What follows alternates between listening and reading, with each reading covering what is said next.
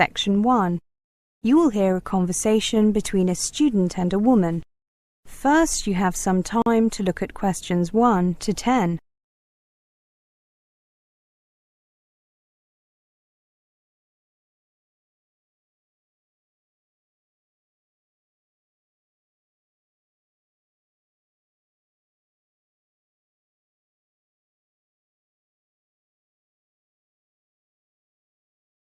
Now listen carefully and answer questions 1 to 10.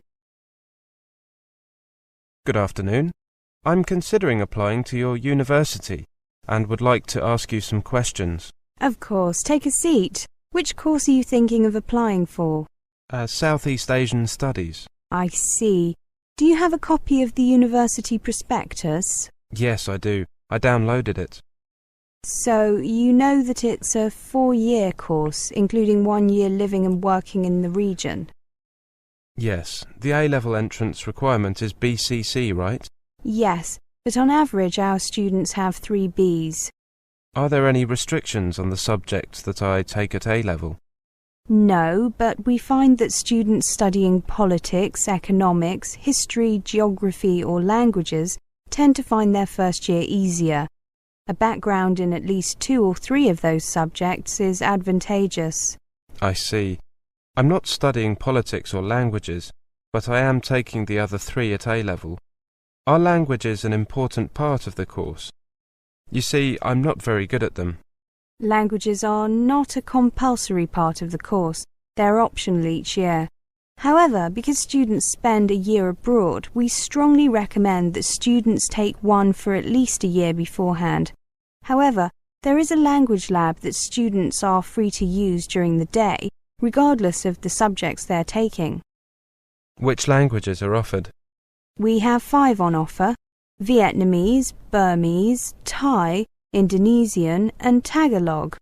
They can be taken in the 1st, 2nd and 4th years. During the 3rd year, students are expected to learn the basics of the language spoken wherever they are spending their year abroad. I see.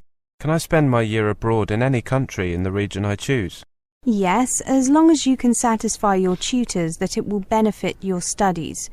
This year, most students have gone to Vietnam, Thailand or the Philippines. Fewer have gone to Indonesia, Burma, Malaysia, Laos or Cambodia. None went to Singapore or Brunei. What do students generally do during their year abroad? The vast majority help on aid projects, especially helping with water supply and sanitation in rural areas. Others get involved in teaching English or in business, particularly the logistics side of things.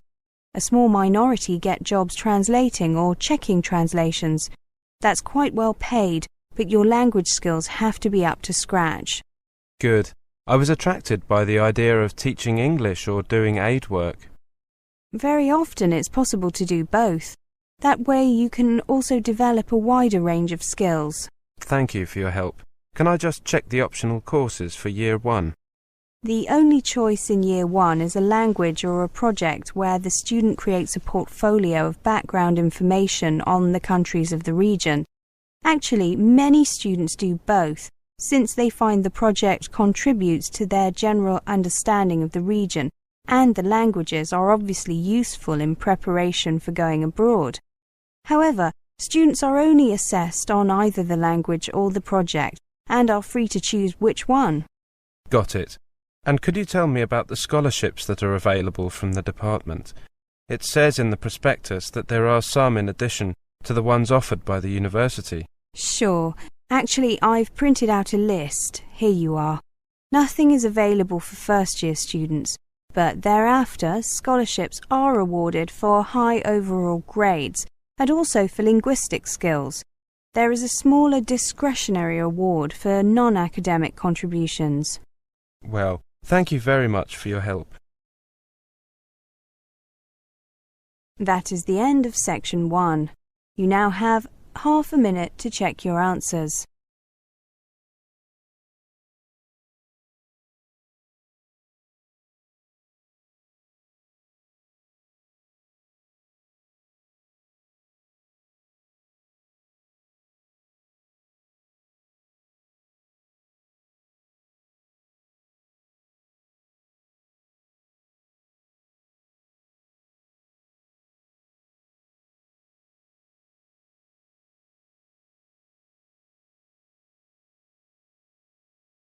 Section 2. You will hear a representative from an organisation called Connection giving a talk about a homestay organisation. First, you have some time to look at questions 11 to 14.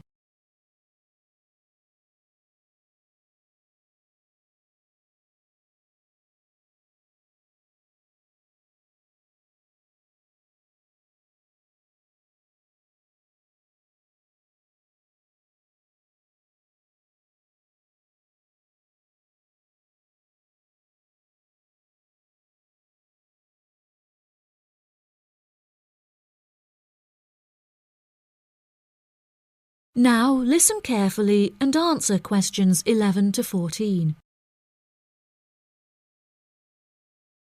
Thank you all for coming to my talk this evening.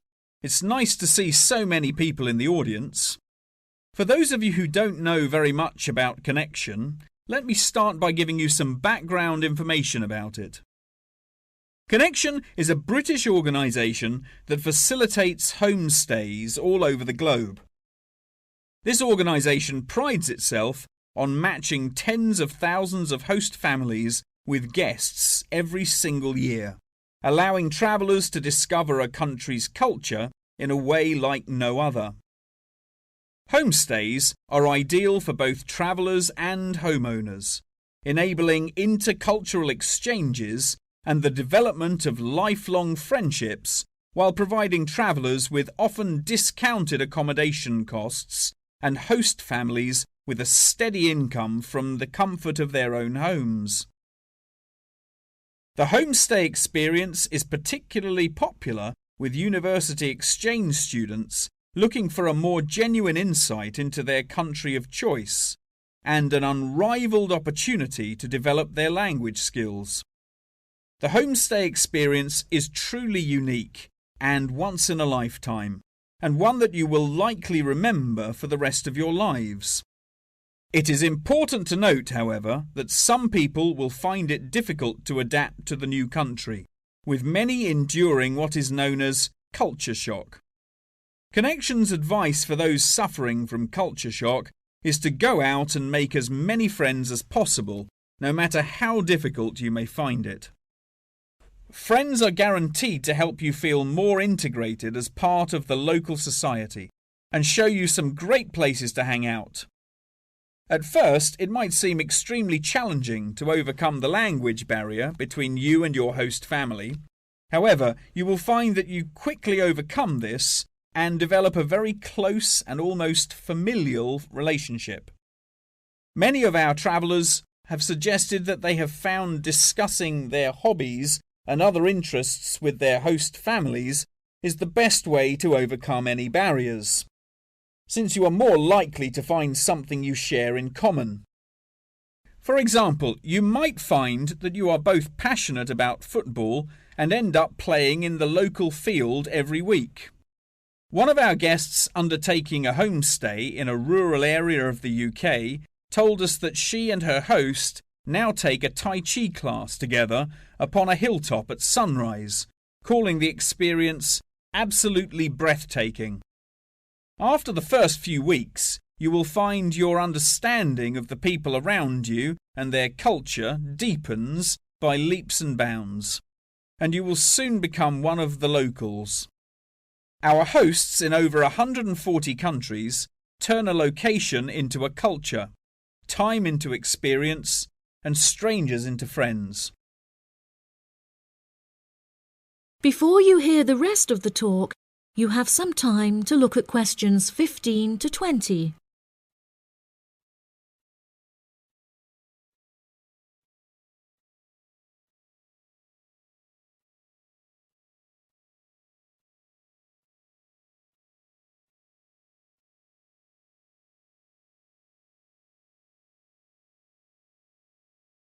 Now listen and answer questions 15 to 20. So how can you find out about applying for a homestay? The best way would be to visit Connection's website, www.connection.com, and contact one of their friendly advisors for more information. Once you have confirmed your interest in the service, we would strongly advise that you remain in close contact with the registration office, which will send you several emails keeping you up to date with potential matches in your country of choice. Once registered, Connection will require you to send various documents and will act as an intermediary between you and the host family prior to final confirmation and payment. During this stage, Connection will ask you to provide 2 photos, one for the host family and the other for our own records. Please ensure that you sign the back of each photo. Due to the nature of the service Connection provides, security is an absolute must, and they will ask you to send in photocopies of your passport, birth certificate, and a bank statement as confirmation of your identity. On receipt of these documents, the official process will begin and your bank account will be debited for the initial deposit of £200. If you haven't received any acknowledgement confirming receipt of these documents from us within 7 working days, please contact the main office. As I mentioned before, due to the nature of the organisation, Connection operates a meticulous screening process, and all applicants will undergo an interview in our head office in London, with exceptions made in extreme circumstances. After your interview, it may take us several weeks to carry out the decision process, so please be patient with us. If you would like a fast-track service, please indicate this on your application, and we will notify you of the additional charges. Finally, once we have come to a result about your application, you will receive a decision in the post. If you do not receive an offer of placement, we will refund your deposit within 7 working days. That is the end of section 2. You now have half a minute to check your answers.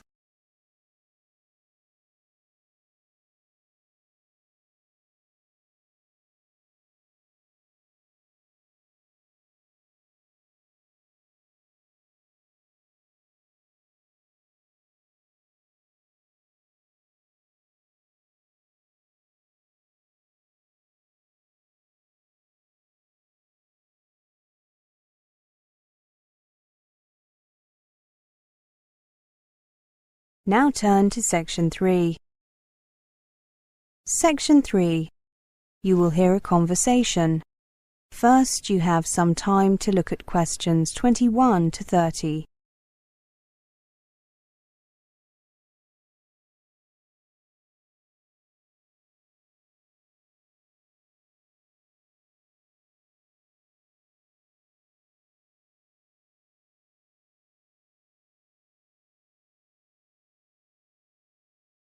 Now listen carefully and answer questions 21 to 30. Welcome back to the new term, Martin and Amanda. I hope you've had a good break and that you're looking forward to writing your dissertations. In this tutorial, I'd like to give you the opportunity to ask questions on writing the dissertation, such as requirements, dates, and who to see when you need help. I know that it's all available on the department website, but sometimes students just like to check or confirm information, or sometimes they need a little more detail. So, is there anything you'd like to ask? Is there a fixed hand-in date yet? On the website it said that one hadn't been decided on yet. I'm glad you asked that question. I just heard this morning that the deadline has been decided and it is the 28th of May. That's a week later than we had originally planned. What about the word limit? The website gave a very broad range. What was it, Martin? 10,000 to 20,000 words? I believe so, Amanda. Well, I believe that was a typing error. It should be 10 to 12,000 words, but feel free to write a little more if you need to. However, make sure that your dissertation is at least 10,000 words long, not including the contents, references, and bibliography. Right, thank you. And we can choose any topics we like, can't we? Any from year 3. And do remember to get your topic approved by your personal tutor. Oh, that's me, isn't it? Before you start writing, I'd hate to have to tell you your topic was unacceptable after you'd spent a lot of time on it. What would you like us to show you initially, apart from the title? Well, I'd like to see a basic bibliography first, along with an outline of your dissertation. You should get that done by the end of January. This month, in other words. According to the website, the research should take 8 to 10 weeks. So that takes us from, well, until mid-April, basically. Yes, you should have the research pretty much done by the time you return from the Easter break. It seems like a reasonable amount of time, but I bet it disappears fast. It certainly does. You'll probably find that you need to do some extra research during the second half of April. Ideally, you'd be writing then, but very few students get all the information they need, and the personal tutors almost always need to make some further suggestions. That's why it's really important to get the bulk of your research done by mid-April. I see. If we get into trouble, or can see that we're going to get into trouble with our research, we should obviously contact you ASAP. Absolutely. Do you think that we should look at what other students have done in the past in order to get a better idea of what to do and what to write? It can be helpful, but what often happens is that students rely too much on what they read, so I would only use other students' previous students' work as a reference. Got it. I know that we have the research guide to help us, but are there any other books or sources that you would recommend? I mean, to help us with planning a dissertation and the organisation and so on. Yes, I wanted to ask you that too. There are several available from the library. I wouldn't bother buying any. My personal favourite is Dissertations in You by Roger Klein. Another good one is Mastering Your Dissertation by Helen Blondell. There's a book about research techniques. What's it called? It's something simple like Research Techniques for Dissertations. The author is Helen Trailforth. Oh, I know. It's called Dissertation Research Techniques. Very good book. There's more than one copy of each of those in the library. One is for reference only, and you know about the recall system if a book is being borrowed by someone else and you want it, don't you? Yes. Good, very good. Anything else? Well, now that you've mentioned research techniques, I've got a question. Questionnaires. A good idea, Professor. The general consensus is that they're not very helpful, though some prominent researchers beg to differ. Clear them with me first if you decide to go ahead and use them. You see, you need to be very careful about the questions that you ask and order of the questions. Questionnaires very often lead people towards giving certain answers rather than getting at their true feelings and opinions. Martin, anything else? No, I'm happy. Thank you, Professor. Yes, thank you so much. My pleasure. That is the end of section 3. You now have half a minute to check your answers.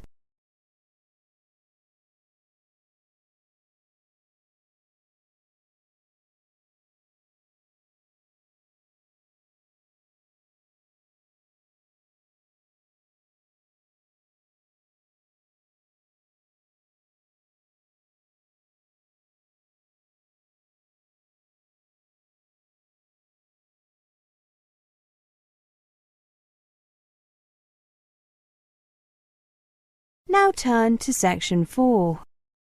Section 4. You will hear a monologue. First, you have some time to look at questions 31 to 40.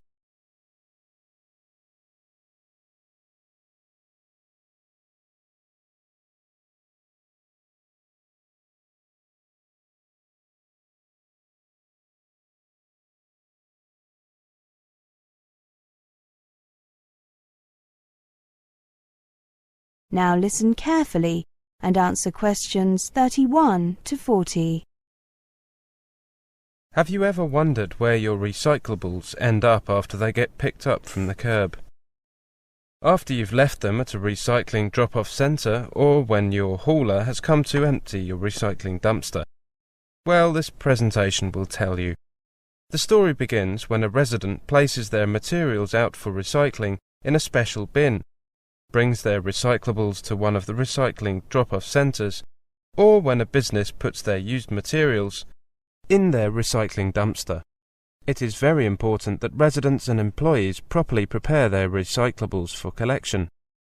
Improper preparation of materials, for example not removing container lids or including the wrong type of material, causes contamination. Although some contamination is to be expected and is removed during the sorting process at the processing facility, processors may not accept materials that are heavily contaminated, and these will be disposed of. After materials are put out for recycling, the recycling truck comes to pick them up. Recyclables brought to the drop-off centres should be placed in the appropriate bins. The large containers are emptied periodically or whenever they are full. Businesses and multi-family residences collect on the days decided by the property manager.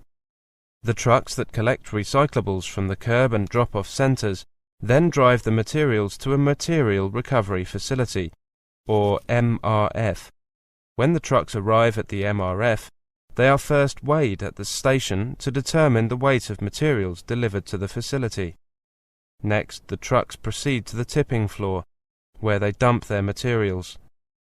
Items are dumped in specific areas to facilitate the sorting process.